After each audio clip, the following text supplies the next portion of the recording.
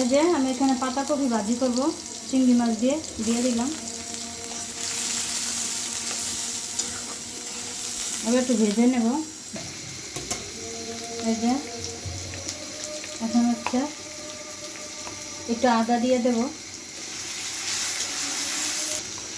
অল্প একটু জিরা বাটা দিয়ে দিলাম, একটু হলুদ গুঁড়া দিয়ে দিলাম পরিমাণ মতো,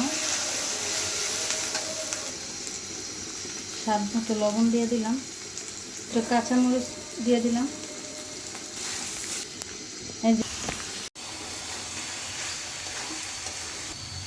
এই যে হয়ে গেছে আমার পাতাকপি। এই যে একটু জিরের গুঁড়ো দেবো, তাহলে স্বাদটা ভালো আসে।